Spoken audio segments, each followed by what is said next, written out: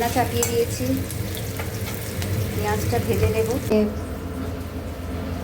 এখানে করে রেখেছি ফুলকপি আলু ভাজা, এখানে ডিমটাকে একটু ভেজে রেখেছি, আর একটু পনির ছিল, পনিরটাকেও ক্লিপ করে ভেজে রেখেছি। এই যে এখানে আছে পনির। তো এগুলো সব ভেজে টেজে রেখেছি। আর একটুখানি রসুন, টমেটো আর কাঁচা লঙ্কা থেতো করে রেখেছি। এটা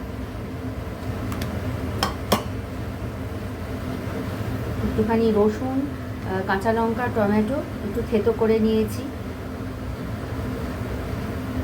আর এখানে ফুলকপি, ডিম, পনিরের একটু পনির ছিল। এখানে পেঁয়াজ ভাজা চলছে,